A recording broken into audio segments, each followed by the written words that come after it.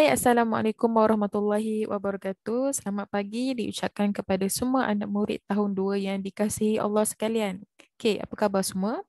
Saya harap kamu semua berada dalam keadaan sihat dan masih lagi bersemangat untuk laksanakan sesi PDBR kita pada hari ini. Okey. Okey, insya-Allah hari ini kita akan teruskan lagi pembelajaran kita. Kita masih di unit 6 iaitu unit terang dan gelap. Tetapi pada pagi ini kita akan masuk kepada topik bayang-bayang. Jadi kamu boleh buka muka surat 66. Okey, buku teks muka surat 66. Okey, kita pergi ke slide seterusnya. Okey, objektif pembelajaran kita pada hari ini. Okey, di akhir pembelajaran ini kamu akan dapat menerangkan bagaimana bayang-bayang boleh terhasil. Okey, yang kedua, membanding bezakan kejelasan bayang-bayang apabila dihalang oleh objek yang berlainan. Dan yang ketiga, kamu juga dapat mencipta permainan bayang-bayang. Okey, kalau kamu tengok objektif yang pertama, kamu boleh terangkan balik dekat Ustazah. Kalau Ustazah bagi latihan nanti, bagaimana bayang-bayang boleh terhasil. Kamu pernah terfikir tak macam mana bayang-bayang boleh terhasil? Selalu nampak tapi kamu tahu tak macam mana bayang-bayang boleh terhasil? Okey, yang kedua, kamu juga dapat membanding bezakan kejelasan bayang-bayang apabila dihalang oleh objek yang berlainan. Okey, untuk pengetahuan kamu, tidak semua objek yang boleh menghasilkan bayang-bayang. Okey, walaupun setiap objek ini ada bentuk tetapi tidak semua boleh menghasilkan bayang-bayang. Okey. Okey, yang ketiga, yang ketiga ni menarik. Sebab apa Ustazah nak minta kamu cipta permainan bayang-bayang kamu sendiri. Okey. Okey, so kita pergi kepada yang pertama. Okey, bayang-bayang. Okey, apa itu bayang-bayang? Pernah tak kamu terfikir apa itu bayang-bayang? Okey. Kita tengok apa maksud bayang-bayang. Okey, bayang-bayang terhasil apabila cahaya dihalang oleh objek. Okey, ingat ini adalah maksud bayang-bayang. Bayang-bayang akan terhasil apabila cahaya dihalang oleh objek. Okey. Contohnya lah. Okey, cahaya. Apa semua cahaya? Okey, macam saya bagi contoh kat sini ada matahari dan ada lampu. Okey, ini adalah cahaya. Okey, cahaya ini apabila dihalang oleh objek, okey, objeknya seperti apa? Seperti tangan kita, seperti buku, seperti kereta atau sebagainya objek, maka akan terhasilnya bayang-bayang. Tengok tu. Okey. Okey, jadi kamu kena ingat dekat sini, apabila cahaya dihalang oleh objek, nampak ni, cahaya. Okey, ini cahaya. Tak kisahlah cahaya itu daripada matahari ke, daripada lampu ke, daripada api ke, apabila ianya dihalang oleh objek. Nampak ni, objek. Ini adalah tangan kamu. Tangan ini adalah objek. Objek yang boleh menghalang cahaya. Jadi, terhasilnya bayang-bayang. Okey, mudah kan? Itu saja konsep yang kamu perlu faham. Okey, seterusnya, kita pergi kepada kejelasan bayang-bayang. Okey, kejelasan bayang-bayang. Apa itu kejelasan bayang-bayang? Okey, tidak semua objek boleh menghalang cahaya. Ada setengah objek yang cahaya dapat menembusinya. Jadi ini menyebabkan bayang-bayang tiada terhasil atau kurang jelas kelihatan. Okey. Sebagai contoh, okey, kamu tengok ini tangan Ustazah betul? Ini tangan Ustazah. Okey. Tangan Ustazah boleh menghalang ataupun boleh menghalang cahaya. Jadi tangan kita boleh menghasilkan bayang-bayang. Okey. Jom kita tengok apa contoh barang ataupun objek yang boleh menghasilkan bayang-bayang ataupun tidak boleh menghasilkan bayang-bayang. Okey, yang pertama, yang jelas bayang-bayangnya. Okey, kalau jelas bayang-bayangnya, kamu kena faham. Bila jelas bayang-bayang, maksudnya objek tersebut berjaya menghalang cahaya. Okey, apa contoh peralatan? Okey, contoh objek yang ada kat sini. Ustazah bagi contoh kotak pensel kita. Okey, kotak pensel kita ni adalah objek yang boleh menghalang cahaya. Sebab apa? Dia memang bentuk itu memang solid. Okey.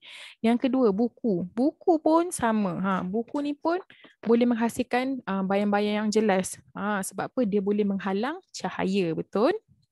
Okey, kita pergi kepada yang kedua iaitu kurang jelas bayang-bayang. Okey, maksud kurang jelas bayang-bayang dekat sini ialah bayang-bayangnya ada tetapi kurang kelihatan ataupun tak berapa nak nampak sangatlah orang cakap kan.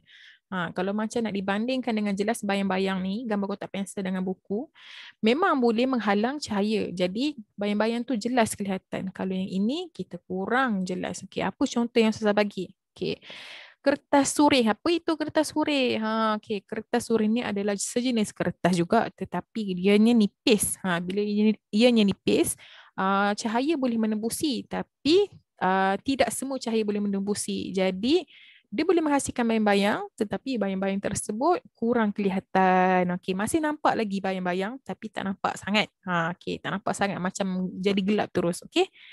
Itu untuk kurang jelas bayang-bayangnya. Okey, yang ketiga, tiada bayang-bayang. Okey, macam saya sebut tadi, tidak semua objek boleh menghalang cahaya. Okey. Ada juga objek yang memang kalau kita letak dia dekat depan lampu sekalipun, cahaya boleh menembusi objek tersebut. Okey, apa contoh alat objek tersebut? Okey, kita tengok. Okey, Ustazah bagi contoh plastik, luksina dan gelas. Okey, gelas kaca dekat rumah kamu tu, cuba kamu ambil torchlight, kamu letak kat depan cawan kaca tu. Cahaya menembusi ke tidak? Cahaya boleh menembusi, sebab itu dia punya bayang-bayang memang tak ada. Sebab apa? Cahaya dah boleh menembusi objek tersebut.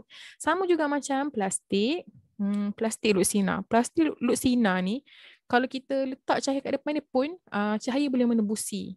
Jadi dia tak boleh nak menghasilkan bayang-bayang. Okey? Okey kelas, itu saja untuk kejelasan bayang-bayang. Okey, kamu kena ingat satu benda je. Kalaulah cahaya itu boleh menembusi objek, maka tidak terhasilnya bayang-bayang. Okey, kalaulah objek tidak dapat menembusi objek, maksudnya akan terhasilnya bayang-bayang. Okey, jadi sekarang ni Ustazah nak kamu tengok beberapa video uji kaji yang Ustazah buat. Kamu pun boleh buat benda ni kat rumah, okey? So, jom kita tonton.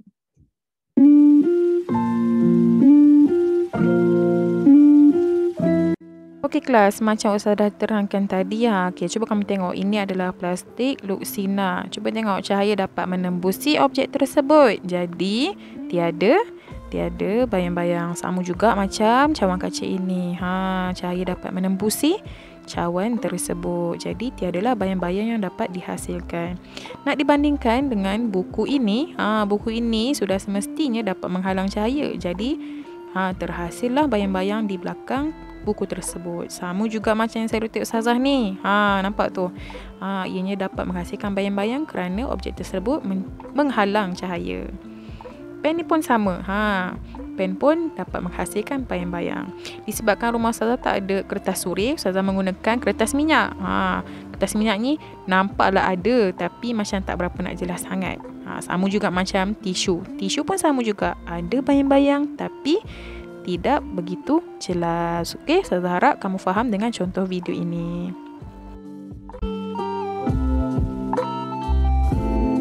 Okey kelas, ini adalah bahan-bahannya. Kita perlukan kotak, kita perlukan gunting. Okey, beberapa gambar haiwan, tak kisahlah haiwan apa, ikut kreativiti kamu. Saya gunakan drawing block sebagai layar putih, selotip dan beberapa congkil gigi ataupun lidi. Okey, so jom kita mula. Okey, pertama sekali kita gunting dulu gambar-gambar haiwan kesukaan kamu. Saya ambil gambar kucing dengan arnab. Saya tambahlah sikit pokok kat situ. Jadi lepas kamu dah gunting ni, make sure tolong tampal lidi dekat belakang gambar tersebut. Okey, kalau tak reti nak gunting, minta tolong mak ayah tau. Okey, lepas kamu dah gunting cantik-cantik ni, okey, kita move to kotak. Okey, kotak ni pula kita tak perlukan bahagian depan dengan bahagian tepi. Jadi apa yang Ustazah buat? Ustazah gunting bahagian bawah dan bahagian tepi, dan ini part paling penting sekali sebab nanti kita nak letak layar kan. Okey, saya nak minta kamu gunting sikit bahagian sisi kanan dan kiri. Gunting sampai ke bawah. Gunting sampai bawah.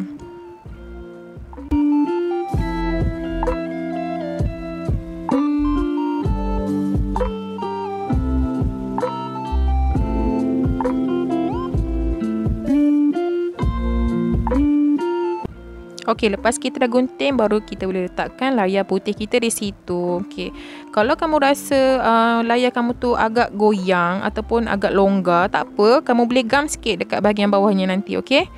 Okey, so lebih kurang macam tu lah bentuk dia. Okey. Seterusnya, sepatutnya part ini kamu perlu cucuk karakter kartun kamu tu dekat atas plasticine. Ustazah tak ada plasticine, Ustazah cucuk je dekat atas kotak. Okey, jangan lupa letak lampu belakang wayang kita tu. Okey, so jadilah gitu. Itu sajalah kita punya wayang kulit.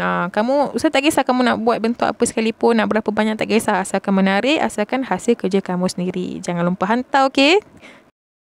Okey kelas, sebagai kesimpulan pembelajaran kita hari ini, bayang-bayang terhasil disebabkan oleh objek yang menghalang cahaya.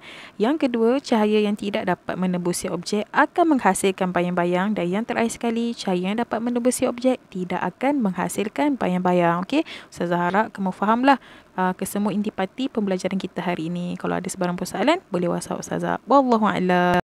Assalamualaikum.